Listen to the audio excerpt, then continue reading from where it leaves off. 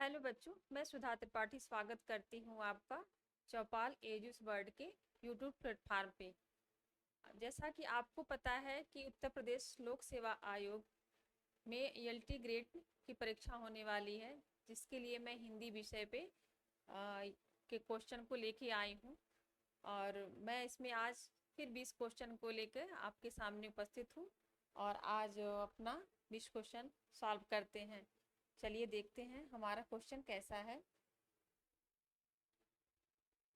हमारा पहला क्वेश्चन है, जयशंकर प्रसाद के किस नाटक में कार्नेलिया विदेशी पात्र है? क्वेश्चन देखिए, जयशंकर प्रसाद के किस नाटक में कार्नेलिया विदेशी पात्र है? ए स्कंदगुप्त, बी चंद्रगुप्त, सी विशाख, डी अजात शत्रु। तो हमारा सही आंसर इसमें है चंद्रगुप्त। चंद्रगुप्त जो है हमारा जयशंकर प्रसाद के कार्नेलिया में विदेशी पात्र की भूमिका निभाए थे। दूसरे क्वेश्चन पे चलते हैं। अर्धनारीश्वर निबंध संग्रह के रचनाकार का नाम है?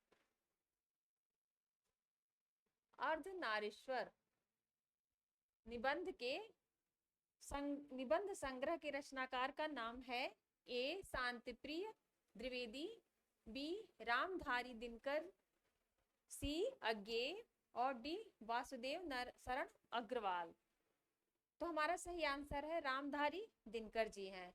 तो हमारा क्वेश्चन बी सही है, रामधारी दिनकर जी।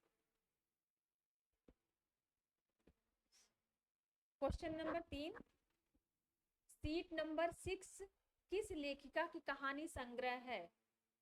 सीट नंबर 6 किस लेखिका की कहानी का संग्रह है? ए मन्नू भंडारी, बी मंजुल भगत, सी ममता कालिया, डी इंदु बाली। सीट नंबर 6 इसकी लेखिका है, जिसकी लेखिका है ये है ममता कालिया। क्वेश्चन नंबर सी ममता कालिया। निम्नलिखित में से कौन सा कहानी संग्रह नासिरा शर्मा का है? निम्नलिखित में से कौन सा कहानी संग्रह नासिरा शर्मा का है? ए चल खुसरो घर आपने, बी स्विमिंग पूल, सी बोलने वाली औरत, या डी पत्थर गली। तो नासिरा शर्मा की जो कहानी संग्रह है वो है पत्थर की गली। क्वेश्चन नंबर डी पत्थर की गली। निम्नलिखित में से कौन सा कथन असत्य है?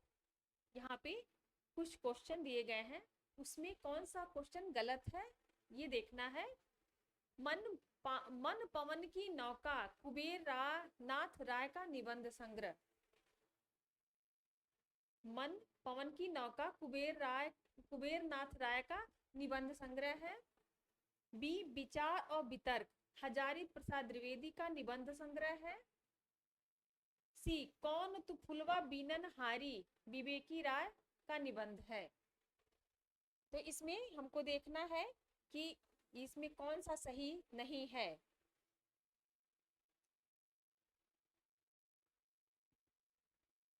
अब ये जो है मन पवन कुबेरनाथ की का निबंध संग्रह है, विचार और वितर्क हजारी प्रसाद द्विवेदी का संग्रह, कौन तू फुलवा बीनन हारी ये जो है निबंध विवेकी राय का निबंध नहीं है। ये जो है विवेकी राय का निबंध नहीं है, इसलिए ये क्वेश्चन हमारा इसमें पूछा असत्य है। तो इसमें हमारा क्वेश्चन सही है कि कौन तो फुलवा बीनन हारी ये विवेकी राय का निबंध नहीं है। ये निबंध जो है इनका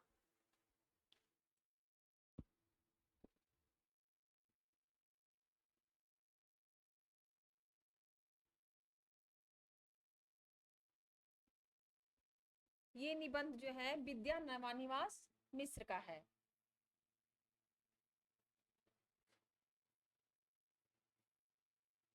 विद्या निवास मिश्र। ये जो पद्य है वो विवेकी राय का निबंध नहीं है, ये विद्या निवास मिश्र का है। इसलिए ये जो है क्वेश्चन हमारा सी असत्य पूछा, ये सही है। और इसके लेखक जो हैं ये विद्यानिवास मिश्र जी हैं। अगला क्वेश्चन देखते हैं। प्रथम विश्व हिंदी सम्मेलन कहाँ हुआ था? प्रथम विश्व हिंदी सम्मेलन कहाँ हुआ था?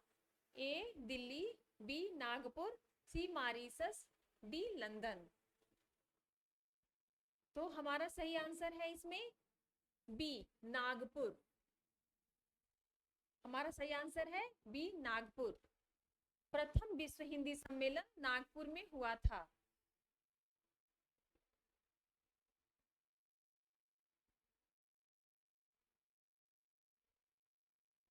प्रथम विश्व हिंदी सम्मेलन नागपुर में हुआ था 10-12 जनवरी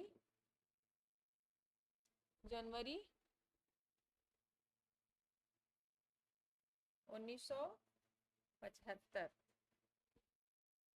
10-12 जनवरी 1975 में हुआ था नागपुर में। हमारा 47वां क्वेश्चन है। 47वां क्वेश्चन है, निम्नलिखित में विष्णु प्रभाकर लिखित यात्रा वृत्त कौन सा है? ए घाट घाट का पानी, बी ज्योतिपुंज हिमालय, सी दरख्तों के पार शाम, डी सागर के आर पार। घाट घाट का पानी विष्णु प्रभाकर द्वारा लिखित यात्रा वृत्त कौन सा है? तो हमारा सही आंसर है डी ज्योतिपुंज हिमालय। ज्योतिपुंज हिमालय विष्णु प्रभाकर जी द्वारा लिखित यात्रा वृत्त है। ये अगला प्रश्न है, महादेवी वर्मा द्वारा लिखित पथ के साथी में निम्नलिखित में से किस साहित्यकार का संस्मरण नहीं है? महादेवी वर्मा द्वारा लिखित पथ के साथी में किस साहित्यकार का संस्मरण नहीं है? ए मैथिली शरण गुप्त, बी रविंद्रनाथ टैगोर, सी सूर्यकांत त्रिपाठी निराला जी, डी हरिऔध सिंह उपाध्याय हरिऔध। तो हमारा सही आंसर इसमें है डी अयोध्या सिंह उपाध्याय हरिऔध जी का महादेवी वर्मा द्वारा लिखित पथ के साथी में कोई संस्मरण नहीं है। बाकी इसमें मैथिली शरण गुप्त और रविंद्रनाथ टैगोर और सूर्यकांत निराला जी का संस्मरण किया गया है। अगला क्वेश्चन, आचार्य हजारे प्रसाद द्विवेदी को केंद्र में रखकर लिखी गई पुस्तक व्योमकेश दरवेश के लेखक हैं। अब यहाँ जो है हजारी प्रसाद द्विवेदी जी को केंद्र में रखकर लिखी गई पुस्तक व्योमकेश दरवेश, इसके लेखक कौन है ये पूछा गया है। A Rajdev Singh, B Kedarnath Singh, B C Vishwanath Singh और डी रमेश कुंतल मेघ। तो आचार्य हजारी प्रसाद द्विवेदी को केंद्र में रख कर की लिखी गई जो पुस्तक है व्योमकेश दरवेश, उसके लेखक है विश्वनाथ सिंह। उसके लेखक हैं विश्वनाथ सिंह। अब अगला क्वेश्चन देखते हैं। रामकृष्ण परमहंस के जीवन को लक्ष्य करके लिखी गई पुस्तक हलचल के पंख के लेखक हैं। रामकृष्ण परमहंस के जीवन को लक्ष्य करके लिखी गई पुस्तक हलचल के पंख के लेखक हैं। इसमें हलचल के पंख के लेखक का नाम पूछा गया है। ए रामचंद्र त्रिपाठी, बी मोहन अवस्थी, सी कृष्ण बिहारी मिश्र, डी कुबेर राय। तो हमारा सही आंसर इसमें है मोहन अवस्थी। हमारा क्वेश्चन बी सही है, मोहन अवस्थी।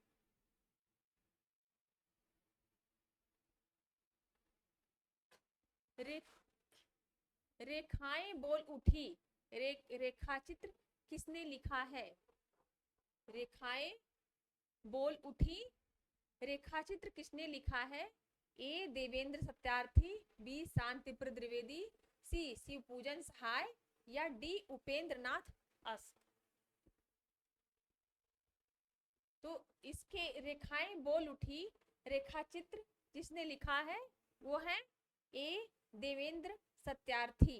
हमारा सही आंसर है देवेंद्र सत्यार्थी। अगला क्वेश्चन देखते हैं। लंका यात्रा का विवरण, यात्रा वृत्त के लेखक हैं। लंका यात्रा विवरण, यात्रा वृत्त के लेखक हैं। ये लंका यात्रा का विवरण है, इसके लेखक हैं ठाकुर गदाधर सिंह, बी गोपाल राम गहमरी, सी स्वामी सत्यदेव परिवारजत, या डी राहुल सांकृतायन। तो लंका यात्रा के विवरण के जो लेखक हैं, यात्रा वृतांत जो लिखे हैं, वो हैं हमारे गोपाल राम गहमरी। गोपाल राम गहमरी।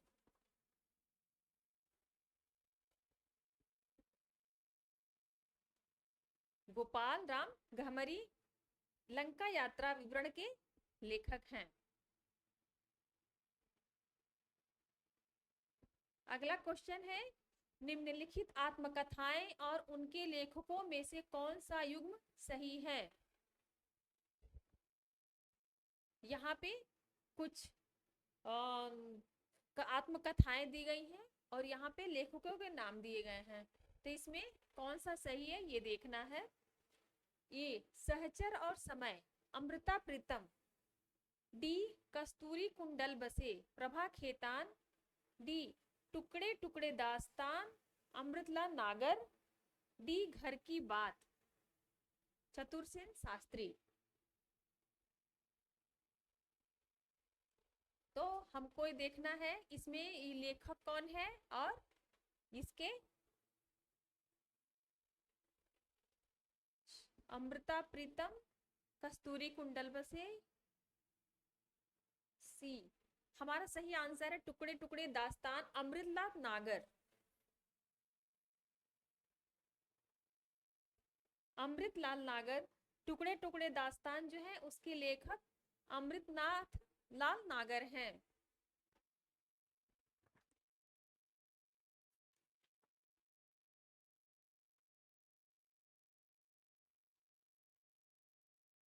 बाकी जो है जो जिनके हैं ये लेखकों के नाम, इसमें सहचर जो है, सहचर और समय, सहचर और समय जो लेखक लिखे हैं उनका नाम है रामदरस मिश्र। रामदरस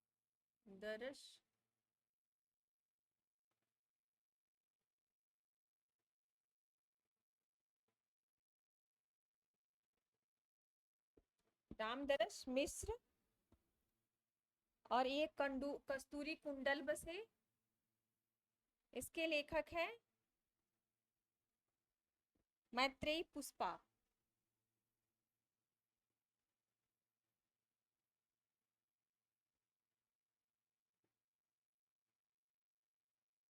मैत्रेयी पुष्पा। और घर की बात लिखे हैं ये रामविलास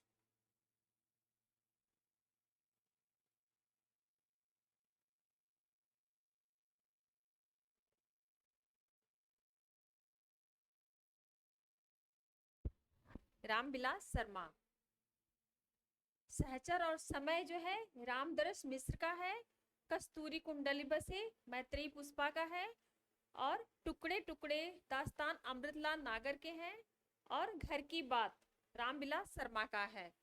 तो यहाँ पे हमारा सही आंसर जो है सी, टुकड़े टुकड़े दास्तान अमृतलाल नागर के हैं।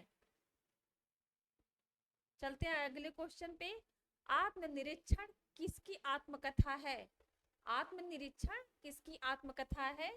ए वियोगी हरि, बी आचार्य चतुर्सेन, सी सेठ गोविंद दास, या डी बिंद्रावन लाल वर्मा। तो आत्मनिरीक्षण आत्मकथा, जिसके लेखक जो है सी सेठ गोविंद दास। आत्मनिरीक्षण आत्मकथा के लेखक जो हैं सेठ गोविंद दास जी हैं। तो हमारा सही आंसर है सी। क्वेश्चन अगला देखते हैं।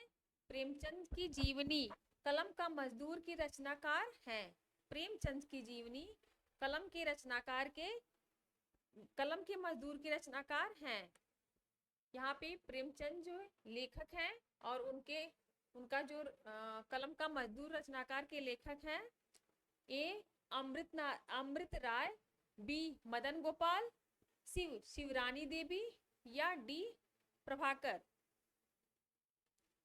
तो हमारा यहाँ सही आंसर है मदन गोपाल। सही आंसर है मदन गोपाल। ये हमारा सही आंसर मदन गोपाल है, बी। अगले क्वेश्चन को देखते हैं। कविता मनुष्य को स्वार्थ संबंधों के संकुचित घेरे से ऊपर उठाती है, यह कथन किसका है? कविता मनुष्य को स्वार्थ संबंधों के संकुचित घेरे से ऊपर उठाती है, यह कथन किसका है? यह कथन किसका है?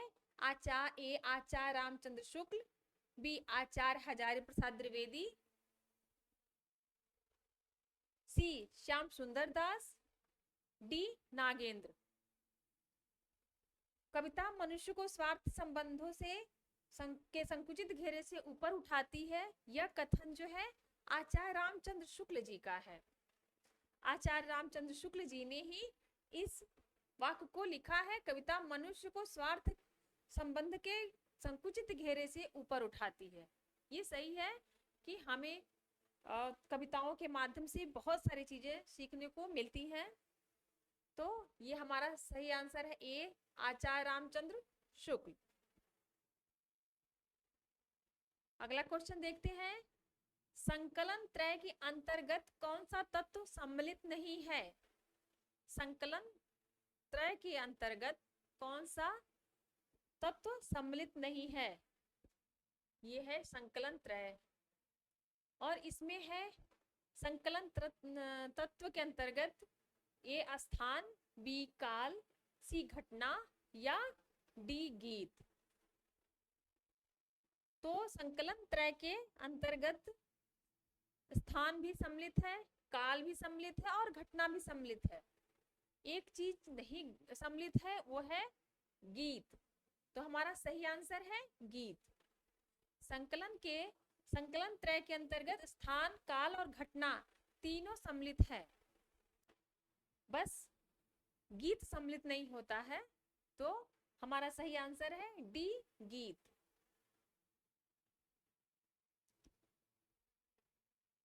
देवनागरी का विकास किस लिपि में हुआ है? देवनागरी का विकास किस लिपि में हुआ है? ए खरोष्ठी, ए खरोष्ठी, बी ब्राह्मी, सी फारसी, या डी रोमन। देवनागरी लिपि का विकास किस में हुआ है? तो देवनागरी लिपि का विकास जो है ब्राह्मी में हुआ है। देवनागरी का विकास ब्राह्मी में हुआ है।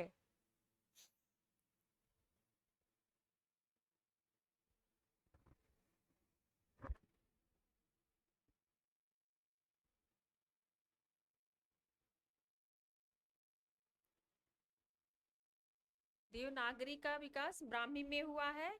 अब ये ब्राह्मी का इसका विकास कैसे हुआ ये देखते हैं। ये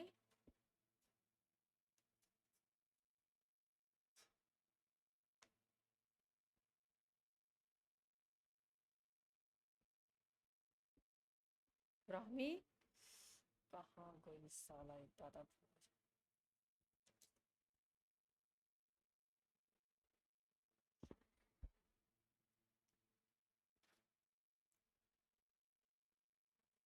तरीके कोई दिख नहीं, अब क्या करूं।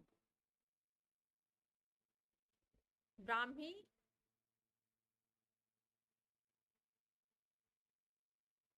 गुप्त लिपि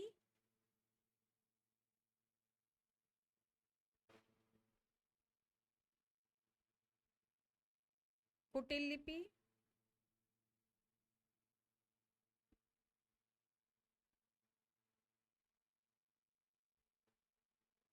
कुटिल लिपि इसके बाद से देव नागरी।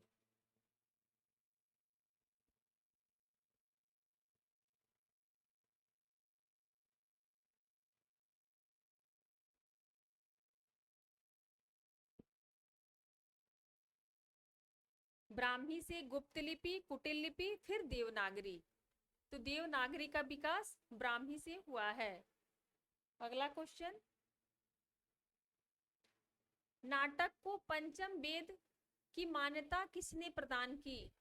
नाटक को पंचम वेद की मान्यता किसने प्रदान की? ए आचार्य विश्वनाथ, बी दशरथ, सी भरत मुनि, या डी पाणिनि। तो नाटक को पंचम वेद की मान्यता प्रदान किया है भरत मुनि ने।